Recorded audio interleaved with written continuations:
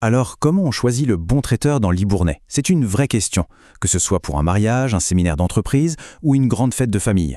Comment être sûr de ne pas se tromper? Eh bien, l'idée ici, c'est justement de donner une méthode vraiment concrète pour aller au-delà des belles photos et des discours marketing. Voilà, tout est dit, non? À Libourne, un bon traiteur ne se choisit pas sur une photo. Cette phrase frappe juste parce qu'elle nous rappelle une chose essentielle, une jolie photo de plat, ça ne garantit absolument rien. C'est la promesse, bien sûr. Mais ce qui fait ou défait un événement, c'est ce qui se passe vraiment le jour J, en cuisine et en salle. En fait, on se trompe souvent de combat. On pense menu, on pense saveur, mais le vrai défi, il n'est pas là. Le vrai défi, c'est la logistique. Pensez-y. Le timing serré, la gestion du chaud et du froid, s'adapter à un lieu qu'on ne connaît pas forcément, la météo, c'est ça le nerf de la guerre. Un bon traiteur, c'est avant tout un chef d'orchestre, un logisticien hors pair. C'est ça qui fait toute la différence. Alors, on commence par la première étape. Et la clé ici, c'est de changer complètement de perspective. On va passer de ce qui a l'air bon à ce qui va vraiment fonctionner pour l'événement. Avant même de jeter un œil au menu, il faut définir le besoin réel. C'est la base. Ce tableau est super intéressant. Il décode un peu ce qui se cache derrière une recherche sur Internet. Quand on tape « traiteur mariage Saint-Émilion », en réalité, ce qu'on cherche, ce n'est pas juste de la bonne nourriture. Non, ce qu'on cherche, c'est une preuve de fiabilité. Quelqu'un qui sait gérer le timing d'un mariage à la minute près. Pour une entreprise qui cherche « traiteur séminaire Libourne », l'attente cachée, c'est quoi? La ponctualité, une facturation carrée, la fiabilité logistique. Chaque événement a ses propres règles du jeu. Le meilleur traiteur, c'est tout simplement celui qui maîtrise les règles de l'événement en question. Bon, maintenant qu'on a posé les bases, on passe à l'action. On va voir un outil super pratique, le test de réalité en 9 points. L'idée, c'est simple, avoir une grille pour comparer ce qui est comparable, pour passer des belles promesses aux vraies preuves. Et attention, il ne faut pas sous-estimer cet outil. Un devis qui a l'air alléchant, ça peut cacher un service complètement fragile. Cette checklist, c'est ni plus ni moins qu'un outil pour gérer le risque. Parce que le jour J, que ce soit pour un mariage ou un gros contrat d'entreprise, l'improvisation, c'est juste pas possible. Un prix bas ne sauvera pas un service qui s'écroule. Allez, on plonge dans le vif du sujet avec les 6 premiers points. D'abord, le format. Soyons hyper précis. Est-ce que c'est un cocktail dînatoire, un buffet, un repas assis? Point 2, le nombre de convives. Donnez une fourchette réaliste et posez la question qui tue. Jusqu'à combien de personnes garantissez-vous exactement la même qualité? Ensuite, le point 3, c'est technique, mais c'est vital, la logistique du chaud et du froid. Qui s'en occupe? Où et avec quel équipement? Point 4, le service. Y a-t-il du personnel inclus? Combien? Et que font-ils exactement? Du début à la fin. Cinquièmement, les allergies et régimes spéciaux. Y a-t-il une procédure écrite? C'est un signe de professionnalisme. Et enfin, sixièmement, la dégustation. Comment ça se passe? C'est payant? Qu'est-ce qu'on goûte? Rien qu'avec ça, on y voit déjà beaucoup plus clair. Et on termine avec les 3 derniers points qui sont les détails qui changent tout. Le contrat, d'abord. Quelles sont les conditions en cas d'annulation, de report? C'est couvert par une assurance. Et la météo. Ensuite, les coûts oubliés. Le pain, l'eau, les glaçons, la vaisselle, le nappage, le café. Et surtout, qui gère les poubelles à la fin? Ça peut paraître un détail, mais ça ne l'est pas. Et enfin, le point crucial, le numéro 9, la preuve. La vraie.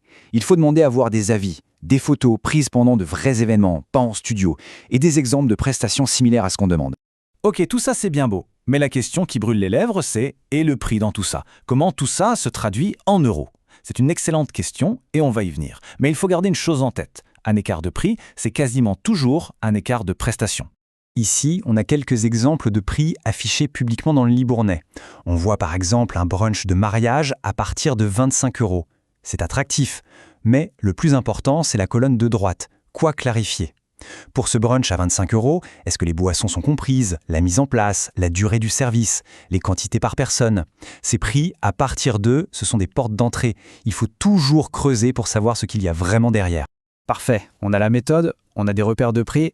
Maintenant, le plus intéressant, on va appliquer tout ça concrètement. On va voir comment comparer les traiteurs de Libourne juste en se basant sur les informations que tout le monde peut trouver. Alors, voilà à quoi ressemble le point de départ pour n'importe qui. C'est la grille 1, les données brutes.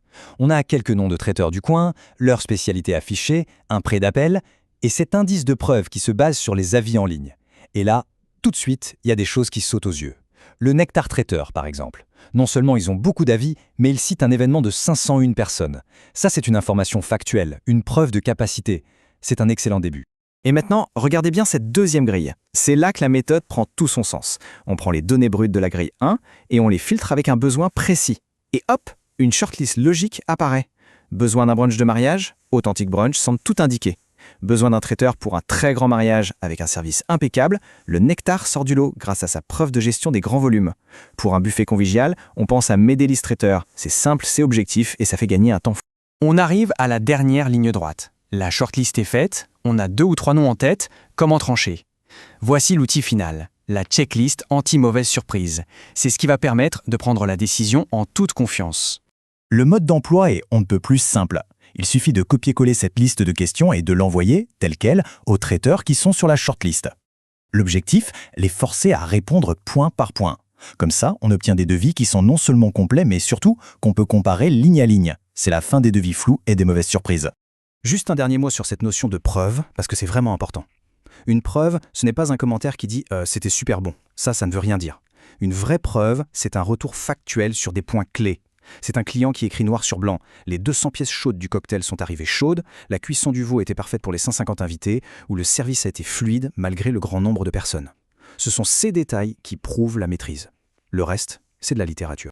Alors, pour conclure, quel est le meilleur traiteur à Libourne? Eh bien la réponse, c'est celui qui maîtrise non pas la cuisine en général, mais le type d'événement en particulier. Celui qui sait transformer toutes les contraintes potentielles en un déroulé parfaitement fluide. Finalement, le meilleur traiteur n'est pas celui qui a le plus beau site internet ou les plus belles photos, c'est celui qui vend de la tranquillité d'esprit. Et ça ne s'achète pas au hasard, ça se choisit avec méthode.